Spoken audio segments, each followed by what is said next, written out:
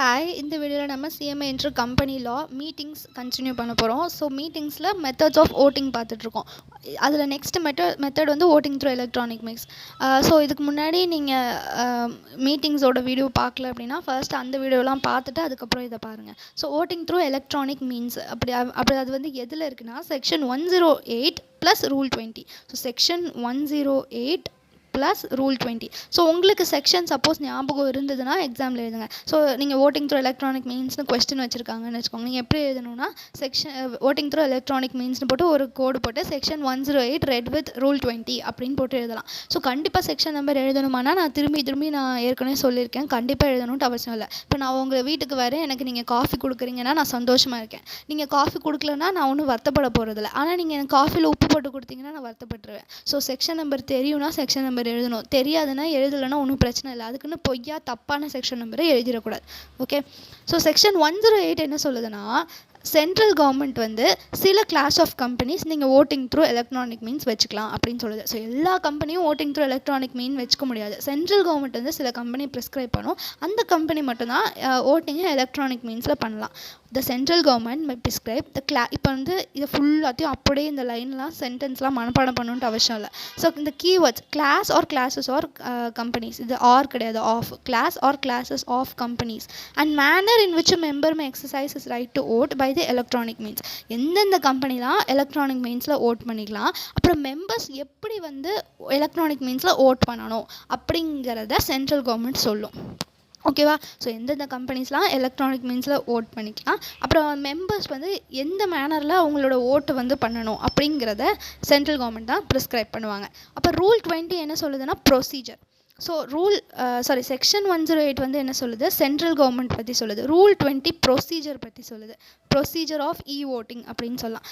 இப்போ நீங்கள் எக்ஸாமில் எப்போதும் ஆன்சர் எழுதும் போது இந்த மாதிரி இப்படி இப்போ கோழிக்கு இருக்கிற மாதிரி இருக்குல்ல புக்கில், அந்த மாதிரி எழுதாமல் நீங்கள் ஹெட்டிங் மாதிரி போடலாம். செக்ஷன் 108 அப்படின்னு போட்டு ஒரு கோடு போட்டு கவர்மெண்ட்ஸ் மே ப்ரிஸ்கிரைப்டு அப்படின்னு போட்டு இங்கே இருக்கிறத வந்து எழுதலாம். Class or class of companies அது மாதிரி போட்டு இந்த மாதிரி நீங்கள் எழுதுறீங்கன்னா கரெக்ட் பண்ண போகிறவங்க வந்து ஃபஸ்ட்டு ஹெட்டிங்கை பார்த்து உங்களுக்கு தெரியுது அப்படிங்கிற மாதிரி புரிஞ்சுக்குவாங்க. இப்போ இப்படியே பேராவாக எழுதுனா நல்லா இருக்காது ஆன்சர். ஸோ பாயிண்ட்டாக ஹெட்டிங் போட்டு அது கீழே 2 லைன் எக்ஸ்பிளைன் பண்ணி அந்த மாதிரி எக்ஸாமில் ஆன்சர் எழுதலாம். ஸோ ரூல் 20 வந்து ப்ரொசீஜர் ஆஃப் ஓட்டிங் வந்து சொல்லுது. எலக்ட்ரானிக் ஓட்டிங் சிஸ்டம் அப்படின்னா என்ன அப்படிங்கிறத சொல்லுது ஃபஸ்ட்டு. ஸோ இந்த டெஃபினேஷனை நம்ம அப்படியே தான் ஞாபகம் வச்சுக்கணும். ஸோ சில டெக்னிக்கல் டேர்ம்ஸ்லாம் இருக்குது, அதனால் உங்களுக்கு கஷ்டமாக இருக்கிற மாதிரி இருக்கலாம். ஆனால் நம்ம இதை ஒரு தடவை ரீட் பண்ணிவிட்டு ஒரு டேர்மும் என்ன அப்படின்னு அண்டர்ஸ்டாண்ட் பண்ணிட்டோன்னா இந்த டெஃபினேஷனை நீங்கள் ஈஸியாக எழுதிடலாம். Okay, electronic voting system is defined as a secure system based process of display of electronic ballots, recording votes of members and the number of votes polled in favor or against in such a manner that the entire voting exercised by way of electronic means gets registered and counted in an electronic registry in a centralized server with adequate cyber security. So இதில் என்னென்ன key பாயிண்ட்ஸ்லாம் இருக்குது அப்படின்னா keywords அப்படிங்கிற மாதிரி நீங்கள் வந்து இதெல்லாம் ஞாபகம் வச்சுட்டு நீங்கள் வந்து எழுதணும். செக்யூர்டு சிஸ்டம் பேஸ்டு ப்ராசஸ் அப்படின்னு ஃபஸ்ட்டு நம்ம ஒரு வேர்டு வந்து பார்த்தோம். அப்படின்னா என்ன அர்த்தம், இது சேஃபாகவும் ப்ரொடெக்டடாகவும் இருக்குது. ஸோ இது ஃபுல்லாகவே சிஸ்டம் பேஸ்டு ப்ராசஸ் அப்படின்னா ஒரு கம்ப்யூட்டர் ஒரு டெக்னாலஜி தான் வந்து இதை மேனேஜ் பண்ண போகுது. ஸோ இப்போ வந்து யாராச்சும் ஒருத்தவங்களை வந்து சப்போர்ட் பண்ணுற மாதிரி ஏதாவது ஓட்டு இருந்ததுன்னா அவங்களுக்கு பிடிக்காதவங்க வந்து அதை கிழிச்சு போட்டுடலாம்ல, அந்த மாதிரிலாம் நடக்கிறதுக்கு வாய்ப்பே இல்லை. ஏன்னா இது எல்லாமே சிஸ்டம் பேஸ்டாக இருக்குது. ஸோ அதனால் அது செக்யூர்டாக இருக்கும். ஸோ இது சேஃப் அண்ட் ப்ரொடெக்டட் அப்படின்னா செக்யூர்டு சிஸ்டம் பேஸ்ட் ப்ராசஸ்னால் அது சேஃப் அண்ட் ப்ரொடெக்டட். அப்புறம் என்ன இருந்தது, display of electronic ballots. So instead of paper slips நம்ம பேப்பரில் கொடுத்து இதில் வந்து ஓட் பண்ணுங்கள். இப்போ நம்ம என்ன பண்ணுறோம், இப்படி ஒன்று கொடுத்து நம்ம ஷேர் ஹோல்டர்ஸ்ட்டை இங்கே ஃபஸ்ட்டு கொஸ்டின் இப்படி கொடுத்து இதுவா அப்படின்னு டிக் பண்ணுங்கள் அப்படிங்கிற மாதிரி சொல்கிறோம். அந்த மாதிரி இல்லாமல் இது வந்து ஸ்க்ரீனில் வந்து டிஸ்பிளே ஆக போகுது. அதுதான் display of electronic ballots. So நம்ம வந்து ஓட்டு போட போகிறது எல்லாமே ஸ்க்ரீனில் வந்து டிஸ்பிளே ஆக போகுது.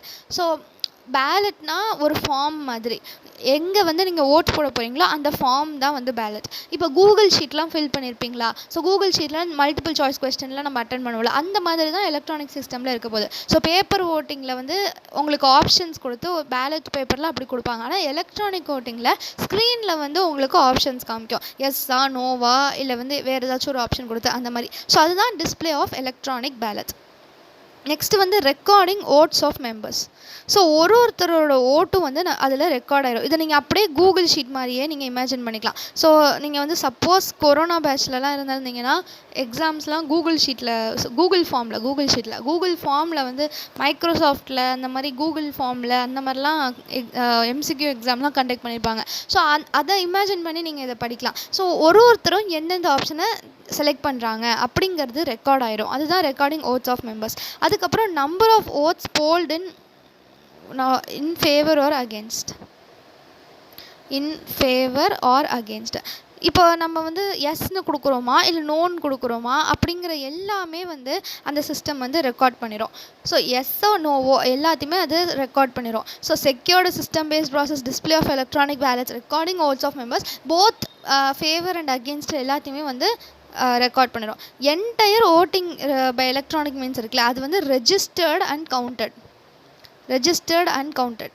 ஸோ நம்ம மேனுவலாக ஓட் பண்ணோன்னு வச்சுக்கோங்க. ஒரு 100 பேர் அட்டென்ட் பண்ணுறாங்கன்னா அவ்வளோத்தையும் நம்ம வந்து எத்தனை பேர் இதுக்கு ஃபேவராக ஓட் பண்ணியிருக்காங்க அப்படிங்கிற மாதிரி கவுண்ட் பண்ணிகிட்டு இருக்கணும்ல. ஆனால் எலக்ட்ரானிக் மீன்ஸில் எல்லாமே வந்து ஆட்டோமேட்டிக்காக இருக்கும், மேனுவல் கவுண்டிங்கே தேவையில்லை. ஸோ அதுதான் எல்லாரோட ஓட்டும் ரெஜிஸ்டர்ட் ஆயிரும். அப்புறம் அது வந்து ஆட்டோமேட்டிக்காக அதுவே கவுண்ட் ஆயிரும். அது எங்கே ஸ்டோர் ஆகும்? ஸ்டோரேஜ் வந்து எங்கே இருக்குது அப்படின்னா எலக்ட்ரானிக் ரெஜிஸ்ட்ரி. ஓகே, நான் ஸ்பெல்லிங்லாம் தப்பாக தான் எழுதுவேன், அப்போ தான் சீக்கிரம் எழுத முடியும்ன்ட்டு. அப்படியே நான் சீக்கிரம் எழுத மாட்டேன். So electronic registry in a centralised server. இதுக்கு வந்து அர்த்தம் என்னென்னா, இப்போ வந்து ஒருத்தருடைய ஓட்டும் ஆட்டோமேட்டிக்காக அதில் ரிட்டன் ஆயிரும் கம்ப்யூட்டர் ரெக்கார்டில். இது எல்லாம் வேறு கம்ப்யூட்டரில் ஸ்டோர் ஆகாமல் எல்லாமே ஒரே ஒரு இதில் ஸ்டோர் ஆகும். அதுதான் சென்ட்ரலைஸ்டு சர்வருங்கிறது. ஸோ எல்லா ரிசல்ட்ஸுமே ஒரே பிளேஸில் வந்து ஸ்டோர் ஆகிருக்கும். இதனால நம்ம அதை கலெக்ட் பண்ணி கவுண்ட் பண்ணுறதுக்கு ஈஸியாக இருக்கும்.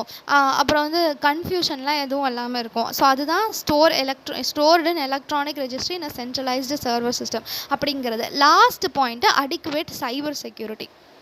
ஸோ ஹேக்கிங், மிஸ்யூஸ் அதெல்லாம் இல்லாமல் நம்ம ஓட்டிங் பை எலக்ட்ரானிக் மீன்ஸை வந்து செக்யூர் பண்ணிக்கலாம். ஸோ இதெல்லாம் ஞாபகம் வச்சிட்டிங்கன்னா ஓட்டிங் த்ரூ எலக்ட்ரானிக் மீன்ஸோட டெஃபினேஷன் நீங்கள் புரிஞ்சுக்கலாம். ஃபஸ்ட்டு என்ன, செக்யூர்டு சிஸ்டம் பேஸ்டு ப்ராசஸ் அப்படின்னா அது சேஃப் அண்ட் ப்ரொடெக்டடாக இருக்குது. Display of electronic ballots paper ஸ்லிப்பில் இல்லாமல் எல்லாமே நம்ம ஓட் பண்ணக்கூடிய ஒரு ஃபார்ம் மாதிரி இருக்கிறது வந்து ஸ்க்ரீனில் தான் இருக்க போகுது. அப்புறம் மெம்பர்ஸோட ஓட்ஸ் எல்லாமே ரெக்கார்ட் பண்ண போகுது. அது போத் ஃபேவராகவும் இருந்தாலும் சரி அகெயின்ஸ்டாக இருந்தாலும் சரி அது எல்லாமே ரெக்கார்ட் ஆயிரும்.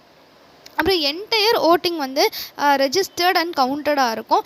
எங்கே ஸ்டோர் ஆகிருக்கும்? இன் சென்ட்ரலைஸ்டு ஃபார்ம், எலக்ட்ரானிக் ரெஜிஸ்ட்ரி இன் சென்ட்ரலைஸ்டு சிஸ்டம் அப்படிங்கிற மாதிரி சென்ட்ரலைஸ்டு சர்வர். அப்புறம் அடிக்குவேட் சைபர் செக்யூரிட்டி. இப்போ வந்து டெஃபினேஷன் பார்த்தீங்கன்னா டெஃபினேஷன் வந்து ஈஸியாக இருக்கும். நான் எத்திக்ஸ்க்கு வீடியோ போட்டிருக்கேன்ப்பா, பாருங்கப்பா. செக்யூர்டு சிஸ்டம் பேஸ்டு ப்ராசஸ் நம்ம ஒன்றா இப்போ பார்த்தோமா அப்படின்னா என்னன்னு பார்த்துட்டோம். Next display of electronic ballots, recording vote of members. இதுதான் ஃபேவர் அகேன்ஸ்ட் எல்லாமே ஓட்டை வந்து ரெக்கார்ட் ஆகிடும்.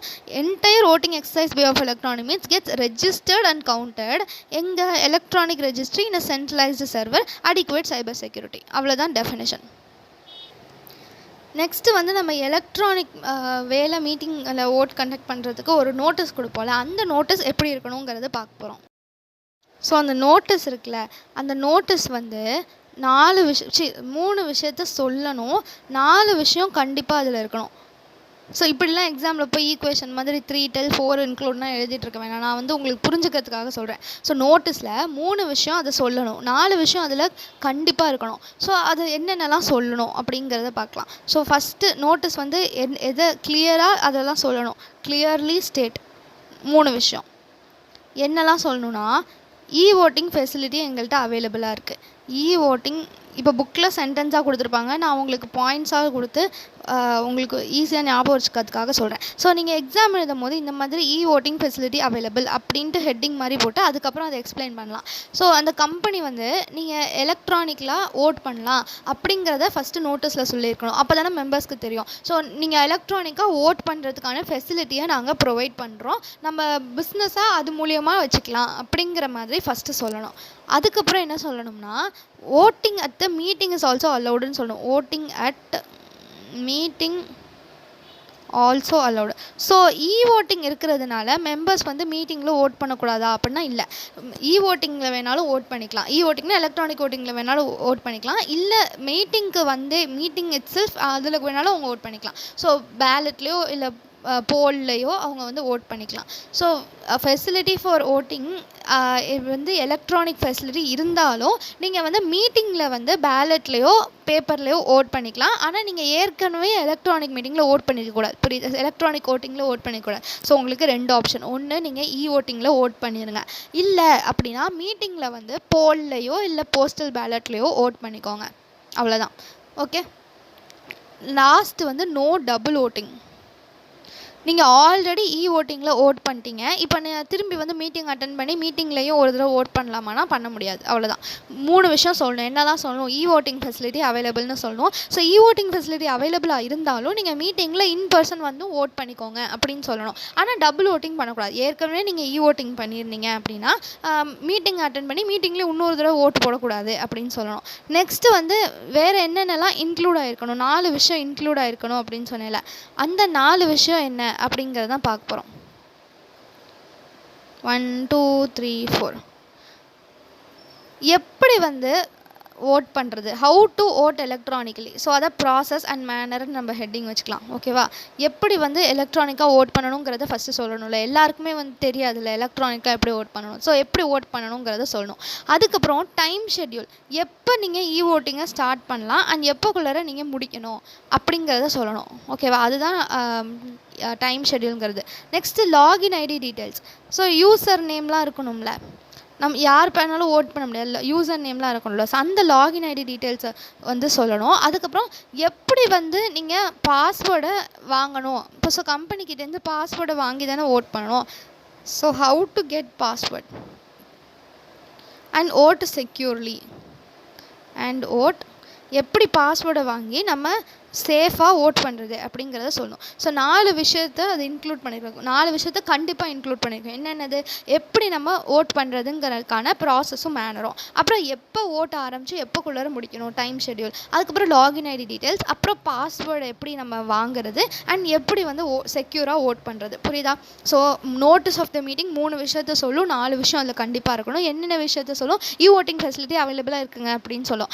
நீங்கள் ஓட்டிங் ஃபெசிலிட்டியில் தான் பண்ணணுன்ட்டு அவசியம் இல்லை. நீங்கள் மீட்டிங்க்கு வந்து நேரில் வேணாலும் ஓட் பண்ணிக்கோங்க அப்படின்னு சொல்லணும். ஆனால் நீங்கள் ஏற்கனவே ஓட்டிங்கில் ஓட் பண்ணிட்டீங்கன்னா இன்னொரு தடவை மீட்டிங்கில் வந்து ஓட் பண்ணலாமான்னா பண்ணக்கூடாது அப்படின்னு சொல்லணும். அப்புறம் 4 விஷயம் வந்து என்னென்ன அப்படிங்கிறதுனா ஃபஸ்ட்டு எப்படி வந்து எந்த ப்ராசஸ் ஃபாலோ பண்ணணும், எந்த மேனரில் ஓட் பண்ணுங்கிறது, அப்புறம் எப்போ ஓட்ட ஆரம்பிச்சு எப்போ முடியும், அப்புறம் லாகின் ஐடி டீட்டெயில்ஸ், எப்படி பாஸ்வேர்டு வாங்கணும் அப்படிங்கிறது.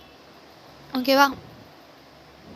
ஸோ நீங்கள் ஏதாவது சஜஷன்ஸ் கொடுங்க. நான் வந்து இப்படி டைம் வேஸ்ட் ஆகுதா, இப்படி எழுதிட்டு அதுக்கப்புறம் புக்கில் இருக்கிறத படித்து சொல்கிறது டைம் வேஸ்ட் ஆகுதா, அது இல்லாமல் புக்கில் இருக்கிறத மட்டுமே அண்டர்லைன் பண்ணி படிப்போமா, இல்லை வந்து சும்மா ஹேண்ட் ரைட்டனில் மட்டும் எழுதி கதை மாதிரி சொல்லிவிட்டு நீங்கள் வந்து அப்புறமா புக்கில் படிச்சுக்கிறீங்களா? ஏதாவது சஜஷன் கொடுங்க. இல்லை இப்போ இருக்கிற மாதிரியே ஓகேவா, அந்த மாதிரி ஏதாவது சொல்லுங்கள். ஒருத்தவங்க வந்து மொத்த கம்பெனிஸ் ஆக்டிவும் ஒரே வீடியோவில் போடுங்க அப்படின்னு சொல்லியிருந்தாங்க. அப்படி போடுறதுக்கு பாசிபிளே கிடையாது. ஏன்னா அது ரிவிஷன் வீடியோ மாதிரி நான் போடல, நான் ரெகுலர் கிளாஸ் மாதிரி போடுறேன். ஸோ மற்ற யூடியூப் சேனல் நிறையா அதில் ரிவிஷன் வீடியோ மாதிரி போடுவாங்க. ஏற்கனவே படித்தவங்க வந்து ரிவைஸ் பண்ணுறது மாதிரி போடுவாங்க. நான் அந்த மாதிரி போடாமல் ஃபஸ்ட் டைம் படிக்கிறவங்களுக்கு புரிகிற மாதிரி போடுறேன். ஸோ ஒரு டாப்பிக்கே வந்து 40 மினிட்ஸ் 45 மினிட்ஸ் ஆகும். மொத்த கம்பெனிஸ் ஆக்டிவ் நடத்துறதுக்கு ஒரே வீடியோவில் நடத்துறதுக்கு பாசிபிளும் கிடையாது. எனக்கு அவ்வளோ நெட்டும் வந்து கிடையாது. ஸோ அதை provide facility for voting facility இருக்குது அப்படிங்கிறத சொல்லுவோம். அதுக்கப்புறம் எலக்ட்ரானிக் ஓட்டிங்கில் தான் பண்ணணுன்ட்டு ballot or polling paper shall also made available at the meeting, and the members attending the meeting who have not already cast their votes remote e-voting shall be able to exercise. ஏற்கனவே நீங்கள் e-votingல பண்ணாமல் இருந்தீங்கன்னா இப்போ வந்து அந்த postal பேலட்லேயோ polling பேப்பர்லேயோ பண்ணிக்கலாம். who has இதான் no double votingங்கிறது. may also attend the meeting but shall not be entitled to cast their vote again. நோட்டீஸில் என்ன இருக்கும்? ப்ராசஸ் அண்ட் மேனர், அப்புறம் டைம் ஷெட்யூல், அப்புறம் details about login ID details தான். அப்புறம் எப்படி வந்து process and manner for generating or receiving the password and for casting of vote in a secure manner. Okay, இது அல்லாமல் ஒரு பப்ளிக் நோட்டீஸ் வேறு கம்பெனி கொடுக்கணும். இப்போ வந்து நம்ம மீட்டிங் அட்டன் பண்ண போகிறவங்களுக்கு நம்ம மெம்பர்ஸ்க்கு ஒரு நோட்டீஸ் கொடுத்தோம்ல, அது இல்லாமல் ஒரு பப்ளிக் நோட்டீஸ் அட்வர்டைஸ்மெண்ட் நியூஸ் பேப்பரில் கொடுக்கணும். ஓகேவா? ஸோ நம்ம ஃபஸ்ட்டு இவங்களுக்கெலாம் வந்து நோட்டீஸ் கொடுக்குறோம்ல, மெம்பர்ஸ்க்கெலாம் நோட்டீஸ் கொடுக்குறோம்ல, அது டிஸ்பேட்ச் ஆகினதுக்கு அப்புறம் and before 21 days of meeting. So normal நோட்டீஸை அனுப்புனதுக்கு அப்புறம் ஆஃப்டர் டிஸ்பேட்ச், ஆனால் பிஃபோர் 21 days ஆஃப் GM. ஓகேவா? அதுக்கு முன்னாடி நம்ம ஒரு நியூஸ் பேப்பரில் பப்ளிஷ் பண்ணணும். The company shall cause a public notice by means of an advertisement to be publish immediately on the completion of dispatch of notices for the meeting but at least 21 days before the date of general meeting. Okay, advertisement எதில் கொடுக்கணும்? எப்போதும் நம்ம கொடுக்கணும் English news பேப்பரில் ஒன்று, vernacular language. Vernacular லாங்குவேஜ்னால் நம்ம எந்த சிட்டியில் நம்மளோட ரெஜிஸ்டர் ஆஃபீஸ், எந்த ஸ்டேட்டில் நம்ம ரெஜிஸ்டர் ஆஃபீஸ் வந்து இருக்கோ அந்த ஸ்டேட்டோட லோக்கல் லாங்குவேஜ். தமிழ்நாட்டில் இருந்தால் தமிழ் லாங்குவேஜ்.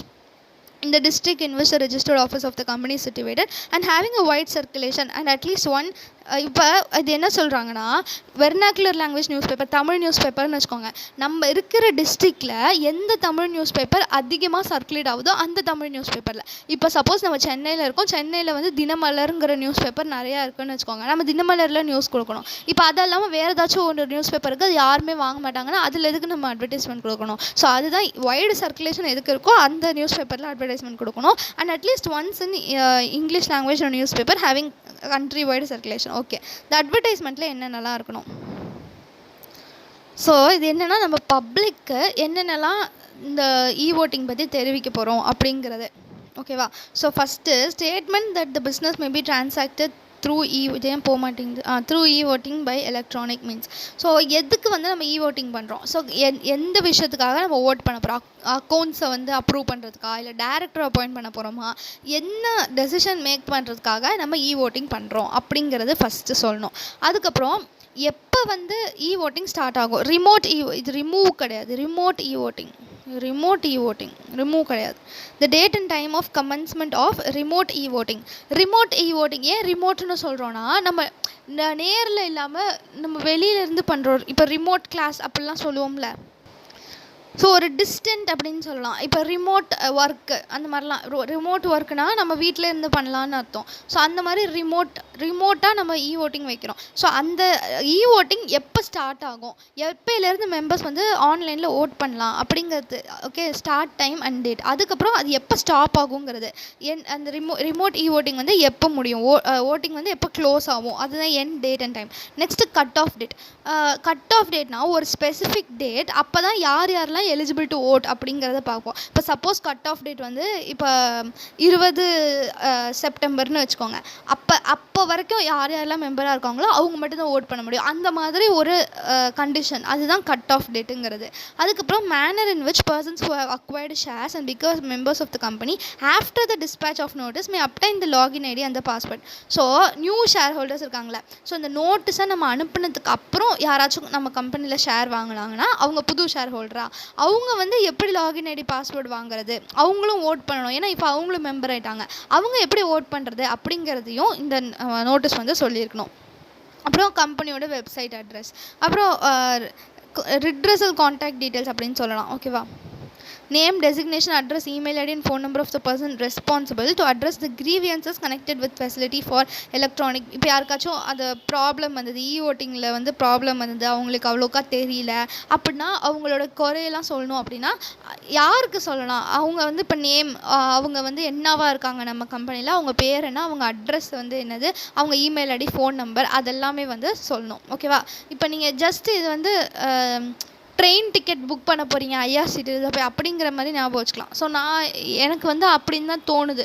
ஏன்னா நான் அந்த மாதிரி ட்ரெயின் டிக்கெட்லாம் புக் பண்ணிகிட்ருக்கனால எனக்கு ட்ரெயின் டிக்கெட் புக் பண்ணுற மாதிரி தான் ஞாபகம் வருது. ஸோ நீங்கள் ஃபஸ்ட்டு பாயிண்ட் வந்து அது ட்ரெயின் டிக்கெட் ஆன்லைனில் புக் பண்ணிக்கலாம். அதுதான் நம்ம வந்து எதுக்காக பண்ணுறோம் ஓட்டிங் அப்படிங்கிறது. அப்புறம் எப்போ புக்கிங் ஸ்டார்ட் ஆகும்? 10 மணிக்கு ஸ்டார்ட் ஆகி 10 மணிக்கு முடிஞ்சிடும். அந்த மாதிரி எப்போ ஓட்டிங் ஸ்டார்ட் ஆகும்? அதுக்கப்புறம் கட் ஆஃப் டேட்குள்ளார நம்ம புக் பண்ணால் தான் நம்மளால் ட்ரெயினில் போக முடியும். கரெக்டாக?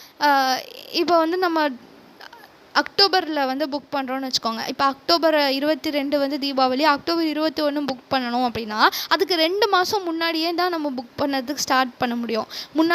ஜனவரியில், அக்டோபரில் போகிறதுக்கு ஜனவரியிலலாம் புக் பண்ண முடியாது. ஸோ நம்ம அக்டோபரில் போகிறதுக்கு ஆகஸ்ட்டில் தான் புக் பண்ண முடியும். அந்த மாதிரி ஒரு கட் ஆஃப் டேட் இருக்குது மீட்டிங்க்கு. ஓகே.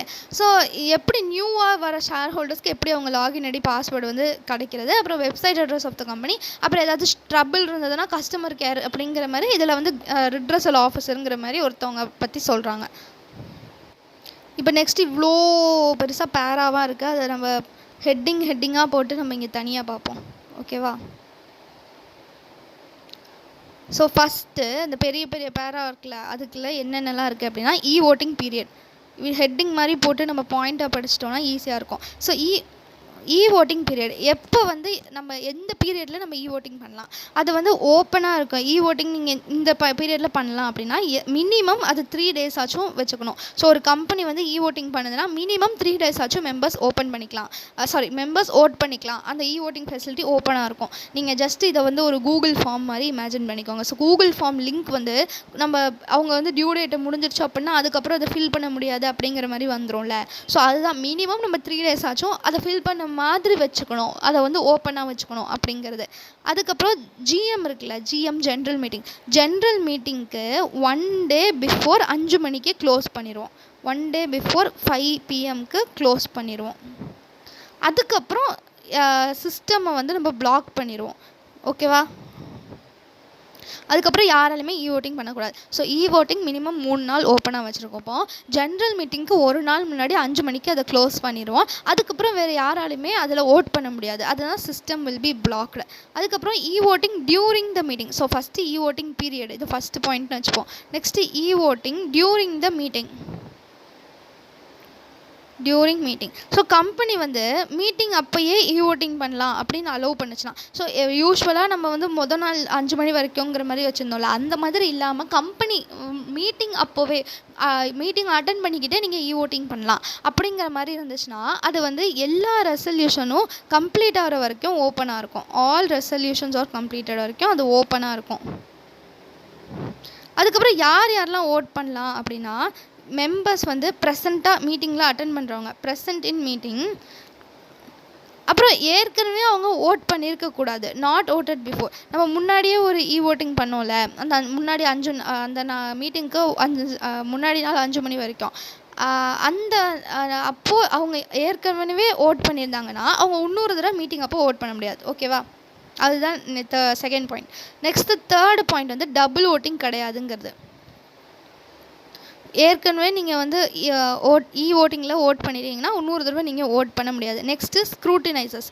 ஸோ நம்ம ஏற்கனவே போன வீடியோலேயே ஸ்க்ரூட்டினைசர்ஸ் பற்றி பார்த்தோம். ஸ்க்ரூட்டினைசர்ஸ்னால் எக்ஸாமின் பண்ணுறவங்க, அதை வந்து யார் வந்து இந்த மீட்டிங் ஒழுங்காக நடக்குதா அப்படிங்கிறதெல்லாம் பார்த்துக்கிறவங்க, அவங்க தான் ஸ்க்ரூட்டினைசர். ஸோ போர்டு வந்து at least 1 or more, okay, 1 or more, ஒரே ஒருத்தர் இல்லைனா அதுக்கு மேலே இருக்கிற இண்டிபெண்ட் ப்ரொஃபஷ்னல்ஸை அப்பாயிண்ட் பண்ணணும். ஸோ INDPன்னா இண்டிபெண்ட், PROFனா ப்ரொஃபஸர் கிடையாது, ப்ரொஃபஷ்னல்ஸ்.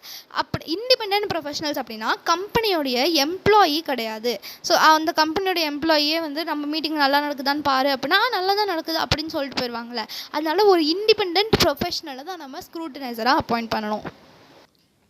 இந்த ஸ்க்ரூட்டினைசர் யாராக இருக்கலாம் அப்படின்னா CA CMA CS advocate, CA CMA CS advocate, இல்லை வேறு ஏதாச்சும் ஒரு ரெப்யூட்டடான ஒரு ப்ரொஃபஷ்னலாக இருக்கலாம்.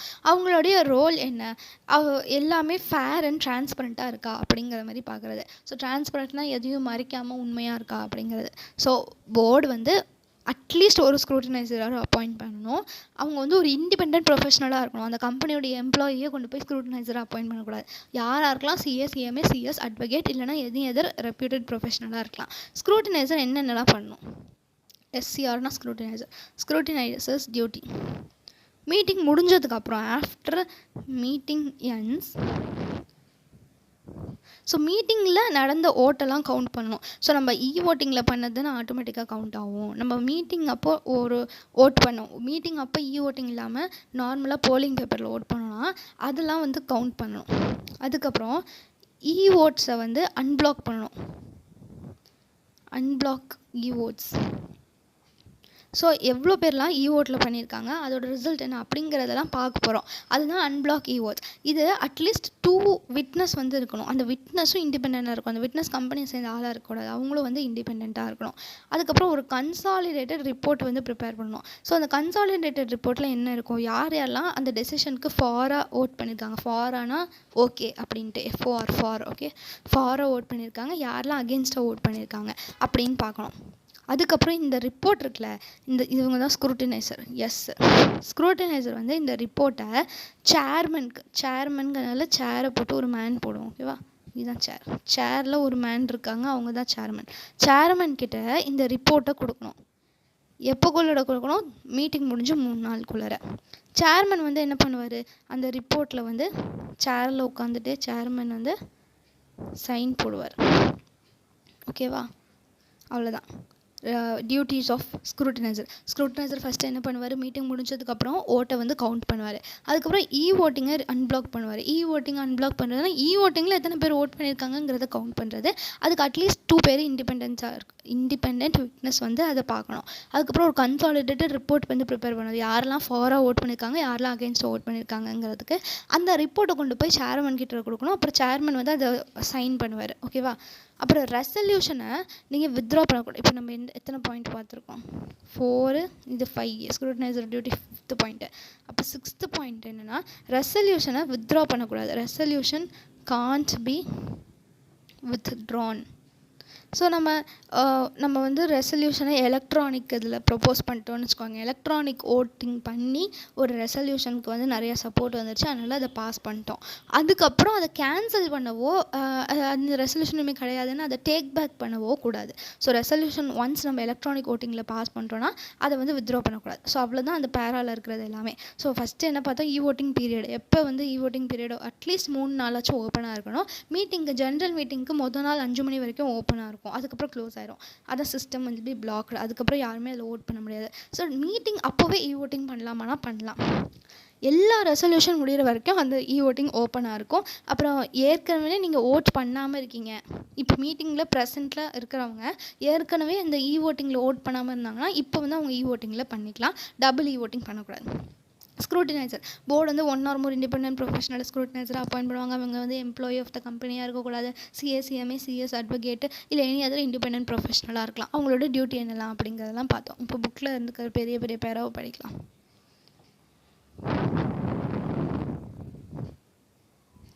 The e-voting shall remain open for not less than 3 days, at least 3 days and shall close at 5 money on the date preceding the date of general meeting. General meeting மொதல் நாள் 5 மணி வரைக்கும் close ஆயிரும். After that facility will be blocked. அதுதான் நம்ம பார்த்த first point. அதுக்கப்புறம் e-voting வந்து during the general மீட்டிங்கே இருக்குது அப்படின்னா எல்லா ரெசல்யூஷனும் நம்ம கன்சிடர் பண்ணுற வரைக்கும் அது ஓப்பனாக இருக்கும். அதான் பார்த்தோமா, shall be operation till all the resolution are considered and voted upon the meeting and may be used for voting only by the members attending the meeting and who have not exercised their right to vote. அதான் no double voting. The member may opt for e-voting. Once the resolution is cast by the member through e-voting, he is not allowed to vote again. Okay, the board of directors or 1 or more scrutinizer appoint பண்ணுவாங்க. அவங்க CMA, CS இருக்கலாம், advocate இருக்கலாம், or any other person who is not in the employment of the company. அதுதான் பார்த்தோம். And is a person of repute who in the opinion of the board can scrutinize the voting. Okay, fair and transparent மேனரில் அவங்க பண்ணணும் அப்படின்னு சொன்னேன். So இது எல்லாமே section படி கிடையாது, இது நீங்கள் ஓன் வேர்ட்ஸில் எழுதலாம். நான் சொன்ன பாயிண்ட்ஸை வச்சு நீங்கள் உங்களுடைய ஓன் சென்டென்ஸ் ஃபார்ம் பண்ணி எழுதலாம். உங்களுக்கு அது புரிஞ்சிருச்சுன்னா இது ஃபுல்லாத்தையும் நீங்கள் ரீட் பண்ணணுங்கிற அவசியம் கிடையாது. ஸோ ஸ்க்ரூட்டினைசர் அதுக்கு மீட்டிங் முடிஞ்சதுக்கப்புறம் அதை கவுண்ட் பண்ணுவாங்க. The first count the votes cast at the meeting. Thereafter unblock the votes cast through the e-voting. அதில் வந்து 2 independent witness வந்திருப்பாங்க. அதுதான் நாட் இந்த எம்ப்ளாய்மெண்ட் ஆஃப் த கம்பெனிங்கிறது தான் நான் இண்டிபெண்ட் அப்படின்னு சொன்னேன். ஓகேவா, அப்புறம் 3 நாளுக்குள்ளே ஒரு கன்சாலிடேட்டட் ரிப்போர்ட்டை ப்ரிப்பேர் பண்ணி சேர்மன் கிட்ட போடுவாங்க. சேர்மன் அதில் கவுண்டர் சைன் போடுவார். சேர்மன் அதில் சைன் போட்டுருவார். அப்புறம் resolution propose to be consider through e-voting shall not be withdrawn. அவ்வளோதான் e-voting. Next postal ballot.